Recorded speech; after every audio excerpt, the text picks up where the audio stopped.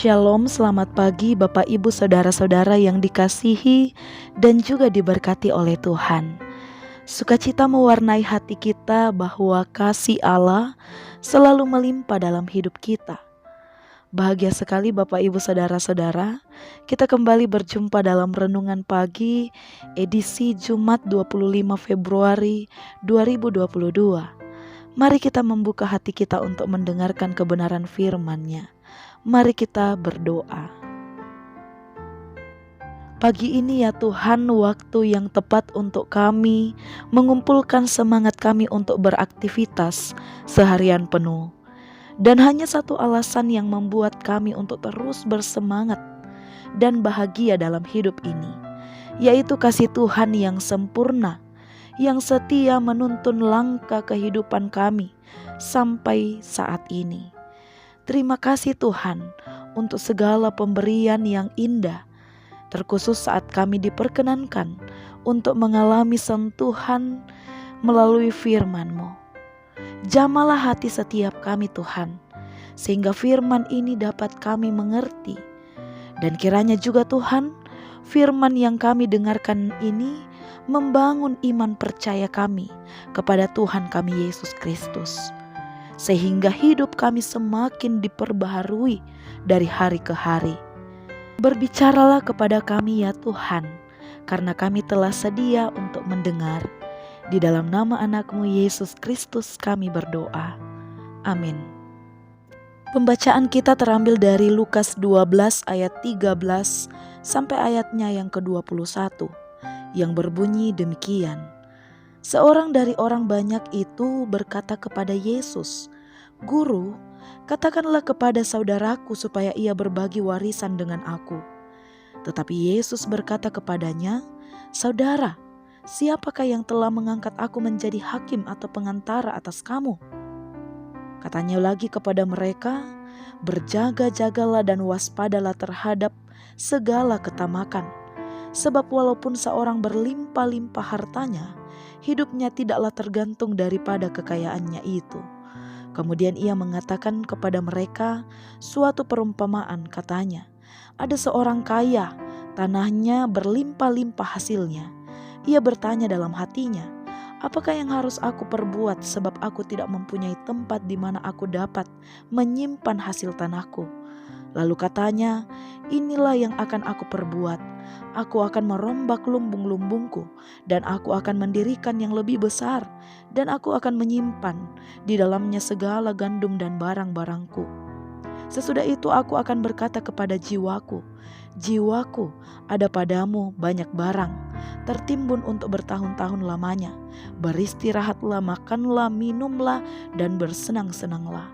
Tetapi firman Allah kepadanya, 'Hai engkau orang bodoh, pada malam ini juga jiwamu akan diambil daripadamu. Dan apa yang telah kau sediakan, untuk siapakah itu nanti?' Demikianlah jadinya dengan orang yang mengumpulkan harta bagi dirinya sendiri, jikalau ia tidak kaya di hadapan Allah." Demikianlah pembacaan firman Tuhan. Amin.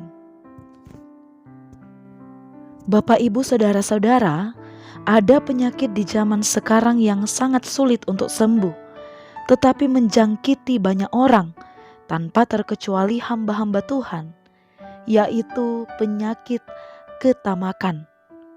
Orang yang tamak tidak pernah puas dengan kekayaan yang sudah dimilikinya. Dia ingin terus dan terus menambah kekayaan, dan semua harta itu hanya untuk pemenuhan keinginannya sendiri. Harta adalah segalanya. Dia beranggapan bahwa harta itulah yang akan menjamin kebahagiaan hidupnya. Dengan hartanya, dia beranggapan bahwa bisa meraih apapun yang diinginkan. Dan orang-orang seperti inilah yang sangat sulit untuk berbagi kepada sesama, termasuk berbagi warisan dengan saudaranya, seperti dalam teks bacaan kita. Tuhan Yesus dalam bacaan kita menggunakan kata-kata berjaga-jagalah dan waspadalah. Artinya bahwa ketamakan dalam hidup manusia tidak bisa dianggap remeh. Ini adalah hal yang serius dan juga memerlukan perhatian khusus. Baik orang kaya maupun orang miskin, keduanya bisa terjangkit ketamakan. Yesus menyampaikan perumpamaan tentang orang kaya yang bodoh kepada muridnya dan kepada setiap orang yang mengikuti dia pada waktu itu. Pembacaan kita ini adalah jawaban dari permintaan orang yang datang kepada Yesus meminta agar Yesus membelanya untuk harta warisan dengan saudaranya. Tetapi apa yang dilakukan Yesus? Ia menolak itu dan mengingatkan kepada orang banyak bahwa ketamakan kepada harta benda di dunia ini adalah hal yang berbahaya. Karena sekalipun orang berlimpah harta, tidak menjamin bahwa ia akan bahagia. Itulah mengapa Yesus mengatakan bahwa orang kaya yang bodoh, karena dia tidak memfokuskan dirinya kepada sumber berkat yang memberi berkat itu, tetapi fokus kepada kekayaan tersebut. Bapak, Ibu, saudara-saudara, memiliki kekayaan tidaklah salah jika kita mendapatkannya dengan benar dan juga dipakai untuk melayani Tuhan dan sesama. Namun ketika fokus kita hanya untuk mengumpulkan harta, menghalalkan segala cara untuk mendapatkan harta, bahkan jika itu menyakiti hati Tuhan dan sesama, maka kita disebut sebagai orang kaya yang bodoh. Karena itu Bapak, Ibu, saudara-saudara, kendalikanlah diri kita dengan apa yang kita miliki saat ini. Fokus pada tugas yang diberikan Allah. Jangan sampai ketamakan menguasai hati kita dan juga memisahkan kita dari kasih Allah. Terpujilah Kristus atas firman-Nya. Amin. Mari kita berdoa. Ya Tuhan, firman yang diperdengarkan kepada kami mengajarkan kami untuk terus mewaspadai ketamakan, sikap yang hanya mementingkan diri sendiri, sikap yang hanya mencari kesenangan diri sendiri.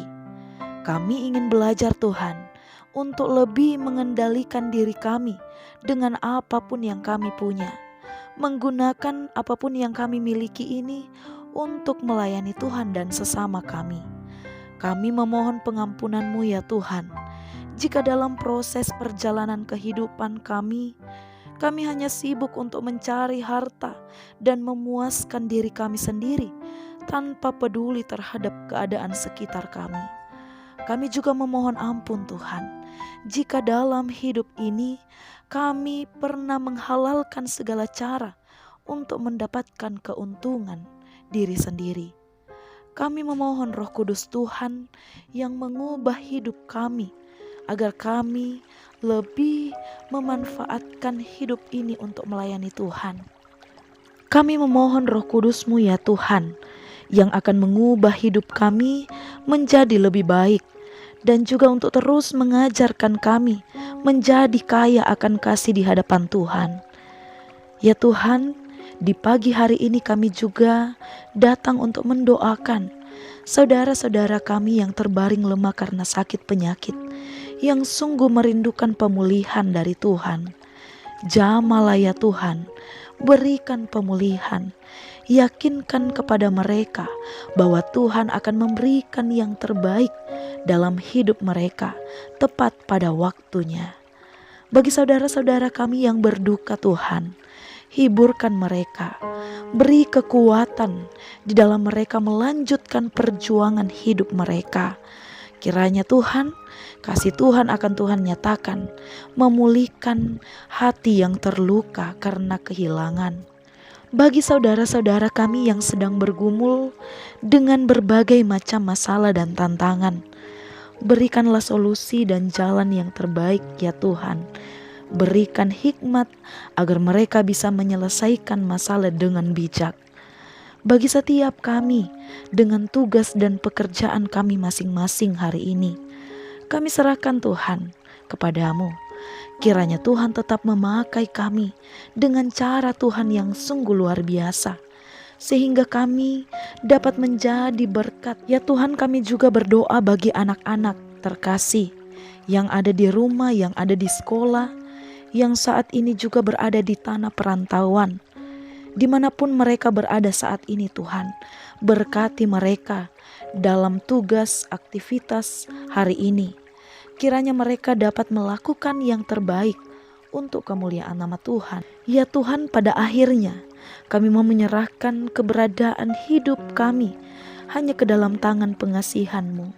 Tuntun kami untuk semakin mengenal kasih Tuhan, kehendak Tuhan dalam hidup kami, agar hidup kami memuliakan nama Tuhan. Inilah doa kami Tuhan, terimalah, karena kami berdoa hanya melalui satu nama, Tuhan kami Yesus Kristus. Amin. Selamat beraktivitas, Tuhan Yesus memberkati.